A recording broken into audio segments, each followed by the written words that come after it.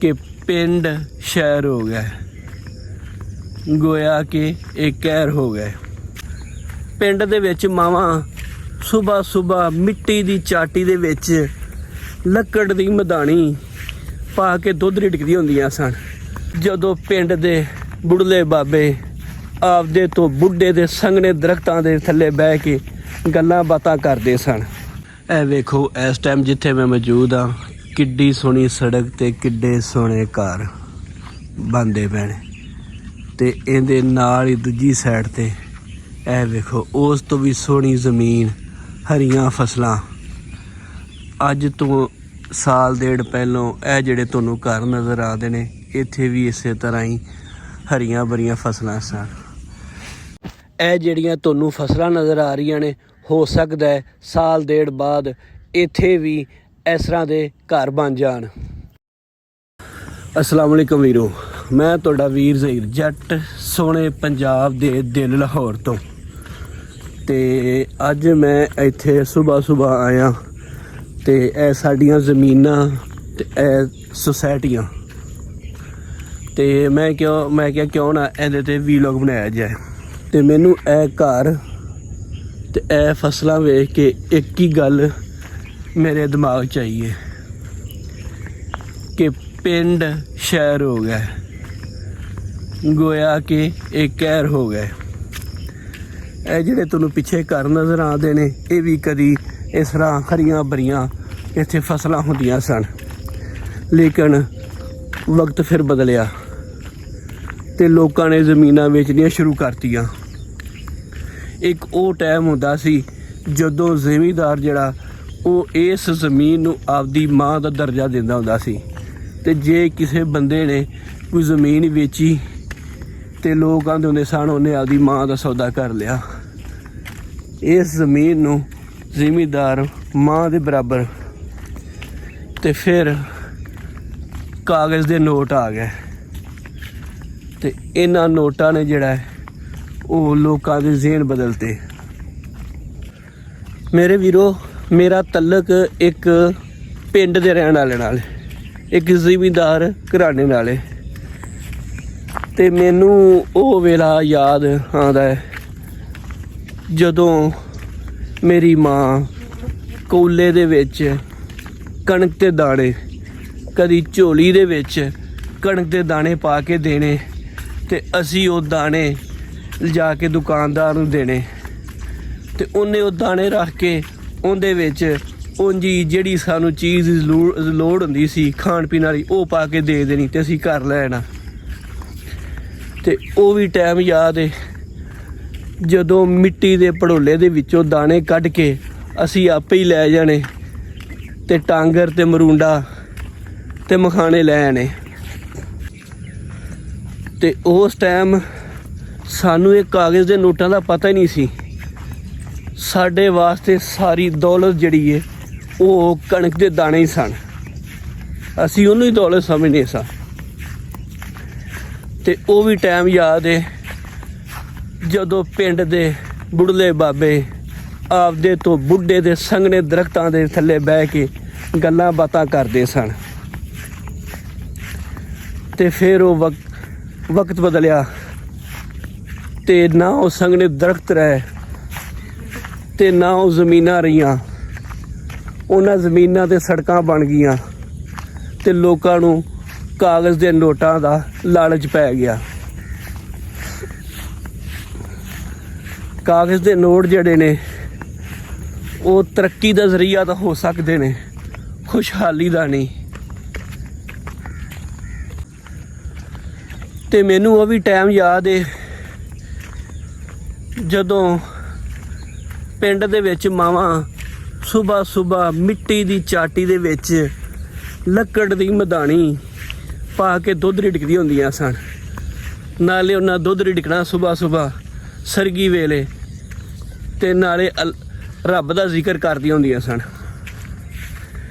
ਤੇ ਉਹਦੇ ਵਿੱਚੋਂ ਲੱਸੀ ਕੱਢਣੀ ਤੇ ਮੱਖਣ ਕੱਢਣਾ ਤੇ ਉਸੇ ਮੱਖਣ ਦੇ ਨਾਲ ਹੀ ਰੋਟੀ ਖਾਣੀ ਤੇ ਉਸੇ ਮੱਖਣ ਦੇ ਵਿੱਚ ਹੀ ਹਾਂਡੀ ਪਕਾਣੀ, ਸਬਜ਼ੀ ਪਕਾਣੀ।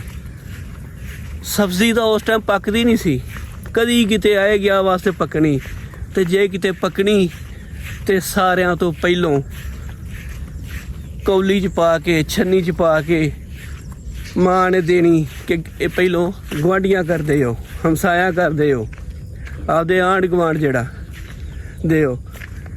ਤੇ ਜਿਹੜਾ ਗੁਆਂਢੀ ਹੁੰਦੇ ਸਨ ਉਹ ਵੀ ਉਹ ਭਾਂਡਾ ਖਾਲੀ ਨਹੀਂ ਸਨ ਖਿਲਾਉਂਦੇ, ਉਹਨਾਂ ਵੀ ਉਹਦੇ ਵਿੱਚ ਕੋਈ ਨਾ ਕੋਈ ਖਾਣ ਵਾਲੀ ਸ਼ੈ ਪਾ ਕੇ ਖਿਲਾਣੀ।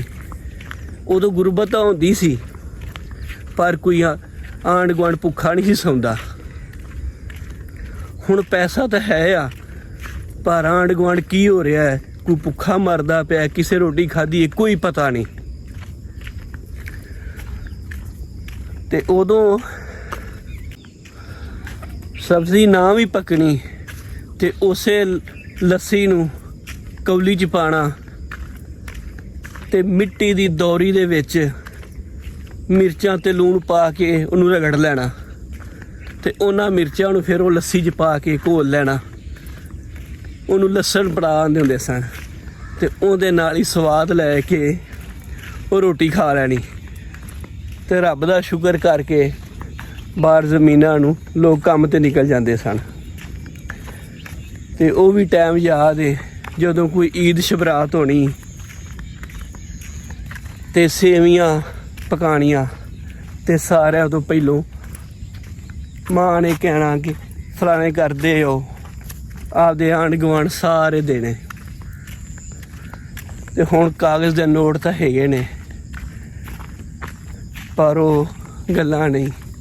ਹੁਣ ਤੁਹਾਡੇ ਆਂਢ ਗੁਆਂਢ ਕੀ ਹੋ ਰਿਹਾ ਹੈ, ਕੋਈ ਭੁੱਖਾ ਹੈ, ਕਿਸੇ ਨੇ ਖਾਧੀ ਸ਼ੈ, ਕੋਈ ਪਰਵਾਹ ਨਹੀਂ। ਤੇ ਸਾਲ ਬਾਅਦ ਜਦੋਂ ਵਾਰੀ ਆਣੀ ਕਣਕ ਬੀਜਣ ਦੀ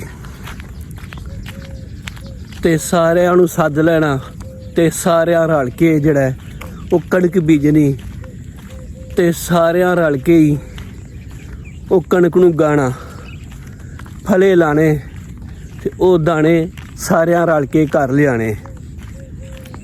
ਤੇ ਜਿਹਨੂੰ ਹਿੱਸਾ ਬੰਨਾ, ਜਿੰਨਾ ਹਿੱਸਾ ਬੰਨਾ ਉਹਨੂੰ ਓਨੇ ਕਣਕ ਦੇ ਦਾਣੇ ਦੇ ਦੇਣੇ। ਤੇ ਇਸ ਕੰਮ ਨੂੰ ਸੇਪੀ ਆਂਦੇ ਹੁੰਦੇ ਸਨ। ਉਹ ਸੇਪੀ ਵੀ ਖਤਮ ਹੁੰਦੀ ਗਈ ਕਿਉਂਕਿ ਨੋਟ ਆ ਗਿਆ, ਕਾਗਜ਼ ਦੇ ਨੋਟ ਆ ਗਿਆ, ਕਾਗਜ਼ ਦਾ ਪੈਸਾ ਆ ਗਿਆ ਤੇ ਉਹ ਸੇਪੀ ਵੀ ਖਤਮ ਹੋ ਗਈ। ਤੇ ਪਿੰਡ ਦੇ ਵਿੱਚ ਕਦੀ ਕੋਈ ਵਾਧਾ ਘਾਟਾ ਨਹੀਂ ਸੀ ਹੋਇਆ। ਜੇ ਕਿਤੇ ਹੋਣਾ ਤੇ ਪਿੰਡ ਦੇ ਨੰਬਰਦਾਰ ਨੇ ਸਾਰਿਆਂ ਨੂੰ ਇਕੱਠੇ ਕਰਕੇ ਉਹਨਾਂ ਦੀ ਉੱਥੇ ਹੀ ਸੁਲ੍ਹਾ ਕਰਾ ਦੇਣੀ ਤੇ ਸਾਰੇ ਫਿਰ ਹੱਸ ਖੁਸ਼ ਰਹਿਣ ਲੱਗ ਪੈਣੇ। ਤੇ ਥਾਣੇ ਤਾਂ ਲੋਕ ਜਾਂਦੇ ਨਹੀਂ ਸਨ ਹੁੰਦੇ।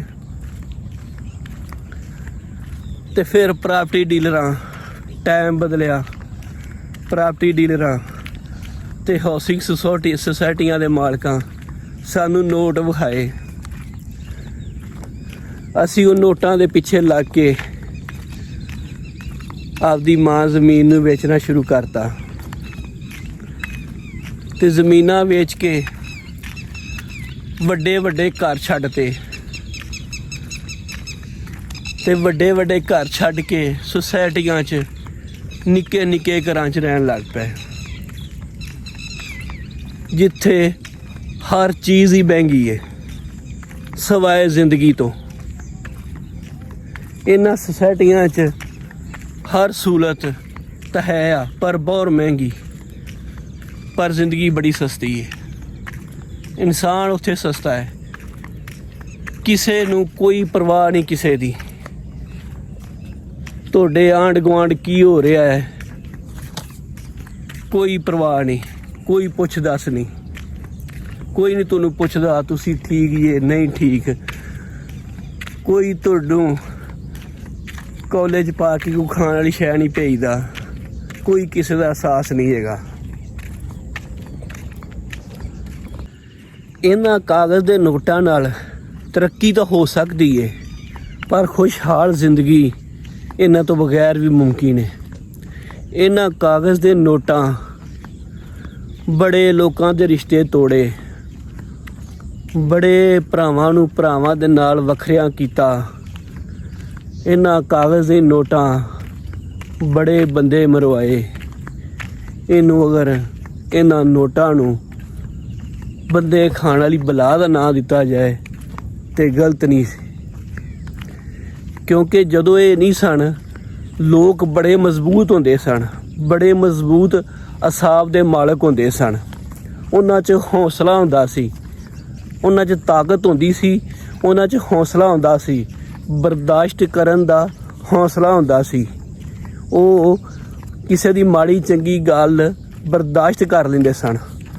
ਹੁਣ ਜਦੋਂ ਦੇ ਇਹ ਕਾਗਜ਼ ਦੇ ਨੋਟ ਆਏ ਨੇ, ਬਰਦਾਸ਼ਤ ਖਤਮ ਹੋ ਗਈ ਏ। ਲੋਕਾਂ 'ਚ ਉਹ ਹੌਸਲਾ ਨਹੀਂ ਰਿਹਾ, ਸਿਰਫ ਇੱਕ ਹੀ ਹਵਸ ਹੈ ਨੋਟਾਂ ਦੀ ਤੇ ਸਿਰਫ ਨੋਟਾਂ ਦੀ ਹਵਸ ਹੈ। ਤੇ ਕਿੱਸਾ ਮੁਕਤਸਰ, ਅਸੀਂ ਇਹ ਪਿੰਡ ਛੱਡ ਕੇ ਤੇ ਇਹ ਸੁਸਾਇਟੀਆਂ ਆਬਾਦ ਕਰਨੀਆਂ ਸ਼ੁਰੂ ਕਰਤੀਆਂ ਨੇ ਇਹਨਾਂ ਪੈਸਿਆਂ ਦੇ ਪਿੱਛੇ। ਤੇ ਇਹਨਾਂ ਦੇ ਨਾਲ ਅਗਰ ਅਸੀਂ ਖੁਸ਼ਹਾਲ ਜ਼ਿੰਦਗੀ ਗੁਜ਼ਾਰਨੀ ਹੈ ਤੇ ਸਾਨੂੰ ਆਪਦੇ ਪਿੰਡ ਵੀ ਆਬਾਦ ਕਰਨੇ ਪੈਣੇ ਨੇ, ਸਾਨੂੰ ਆਪਦੀਆਂ ਜ਼ਮੀਨਾਂ ਆਬਾਦ ਕਰਨੀਆਂ ਪੈਣੀਆਂ ਨੇ। ਤੇ ਜੇ ਇਹ ਜ਼ਮੀਨਾਂ ਦੇ ਵਿੱਚ ਸੁਸਾਇਟੀਆਂ ਬਣਦੀਆਂ ਰਹੀਆਂ ਤੇ ਇੱਕ ਟਾਈਮ ਐਸਾ ਆਏਗਾ ਕਿ ਜ਼ਮੀਨਾਂ ਖਤਮ ਹੋ ਜਾਣਗੀਆਂ ਤੇ ਸਾਨੂੰ ਇਹ ਖਾਣ ਪੀਣ ਵਾਲੇ ਚੀਜ਼ਾਂ, ਕਣਕ ਖਾਲਸ ਚੀਜ਼ਾਂ ਉਹ ਬਿਲਕੁਲ ਮਿਲਣੀਆਂ ਬੰਦ ਹੋ ਜਾਣਗੀਆਂ ਤੇ ਅਸੀਂ ਵੀ ਫਿਰ ਆਰਟੀਫਿਸ਼ਲ ਹੋ ਜਾਵਾਂਗੇ। ਆਖਿਰ ਤੇ ਫਿਰ ਪਿੰਡ ਸ਼ਹਿਰ ਹੋ ਗਏ, ਗੋਇਆ ਕਿ ਕਹਿਰ ਹੋ ਗਏ। ਤੇ ਤੁਹਾਨੂੰ ਅਗਰ ਇਹ ਮੇਰੀ ਵੀਡੀਓ ਚੰਗੀ ਲੱਗੀ ਹੋਵੇ ਤੇ ਵੀਡੀਓ ਨੂੰ ਲਾਈਕ ਕਰਿਆ ਜੇ, ਅੱਗੇ ਸ਼ੇਅਰ ਵੀ ਕਰਿਆ ਜੇ ਤੇ ਚੈਨਲ ਨੂੰ ਸਬਸਕ੍ਰਾਈਬ ਕਰ ਦਿਆ ਜੇ।